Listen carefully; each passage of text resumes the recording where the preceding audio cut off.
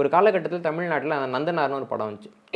அதில் அந்த நந்தனார் கதாபாத்திரம் வந்துட்டு ஒரு குறிப்பிட்ட சாதியை சேர்ந்ததாக இருக்குன்னு காமிக்கிறப்போ நாங்கள் வந்து அப்படி இல்லை அப்படின்னு அந்த மக்கள் இந்த படம் வந்தப்போ மறுத்தாங்க. இன்றைக்கி அதே மக்கள் என்ன சொல்கிறாங்க, நாங்கள் வந்து காலம் காலமாக ஒடுக்கப்பட்டவர்கள் அப்படின்றாங்க. ஓகே. அப்போ இந்த குறிப்பிட்ட ஆண்டுக்குள்ளே யார் உங்களை கன்வின்ஸ் பண்ணுது? புரியுது. இப்போது நந்தன்ற ஒரு படம் கூட வந்துச்சு. இப்போ நந்தனாரை காமிச்சு தான் ஒரு சமுதாயம் வந்துட்டு நந்தனார் காலகட்டத்திலேருந்து நீங்கள் உங்களை கோயிலுக்குள்ளே விடுறேன்றாங்க. ஆனால் அந்த சமுதாயத்துக்கு நந்தனாருக்கு எந்த சம்மந்தமும் கிடையாதுங்க. அவர் வேறு சமூகம், இந்த சமுதாயம் வேறு சமூகம் இல்லைங்களா? அப்போ யாரோ ஒருத்தனோட கதையை உங்ககிட்ட கொண்டு வந்து உன் கதைன்னு சொல்லி நம்ப வச்சுட்டு உன் கதையை அவங்க என்ன பண்ணுறாங்க, உனக்குள்ள இன்ஜெக்ட் பண்ணுறது ஒரு விஷயம். புரியுது இல்லைங்களா? அப்போ வந்து என்ன பண்ணுறாங்கன்னா திருப்பி ஒருத்தவனை மேலே கொண்டு வரான்னா அவனுக்கு உண்மையான பெருமை என்னவோ அதை சொல்லி அவனை போராட சொல்லி தான் நம்ம மேலே கொண்டு வர முடியும்.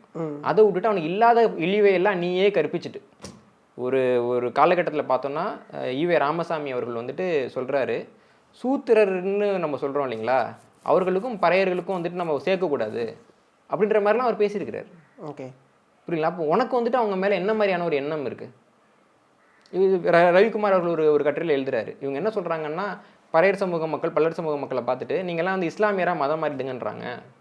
இன்னொரு பகுதியில் வந்துட்டு பார்த்தீங்கன்னா இஸ்லாமியர்கள்லாம் அந்நியர்னு சொல்லிட்டு அவர் எழுதுறாரு. அப்போ அவங்க கூட சேர்ந்தீங்களே வெளில போக சொல்கிறீங்களா அப்படின்லாம் இப்போ திமுகவுக்கு ஆதரவாக இருக்கக்கூடிய ரவிக்குமார் அவர்கள் கட்டுரையெல்லாம் எழுதியிருக்கிறார். ஒரு காலகட்டத்தில் அவங்க சிந்திச்சப்போ அதெல்லாம் எழுதியிருக்கிறாங்க. இன்றைக்கி என்னென்னா அரசியல் லாபத்துக்காக அவங்க தங்கள் மக்களுக்கே வந்து தவறான ஒரு வரலாறை சொல்லக்கூடிய அந்த வரலாறை மறைக்கக்கூடிய வேலைங்கிறது நிறையா நடக்குது. இப்போ மக்கள் வந்து என்னென்னா, இப்போ யாராவது ஒருத்தவங்கன்னு காமிச்சு அவன் தான் அவனுக்கு எதிரி, போய் அவன் கூட சண்டை போடுன்னு சொன்னால் உண்மையில் வந்துட்டு அவன் எதிரியா, இவங்க சொல்கிற மாதிரி ஒரு விஷயம் நடந்துச்சா, என்ன வந்துட்டு அவன் தாக்குனானான்னு தெரிஞ்சுட்டு அப்புறமா போய் அவனை தாக்குறது தான் நியாயம். அதை விட்டுட்டு எவனோ ஒருத்தவன் சொன்ன பொய்யை என்னுடைய வாழ்க்கைன்னு எடுத்துக்கிட்டு அவன்கிட்ட சண்டைக்கு போகிறது இருக்குல்ல, அது எனக்கும் நல்லது கிடையாது, அவனுக்கும் நல்லது கிடையாது, இந்த ஒட்டுமொத்த இனத்துக்கும் நல்லது கிடையாது. ஓகே, இதான் இங்கே இருக்கிற சிக்கல். அதை வந்து மக்களும் யோசிச்சு பார்க்கணும்.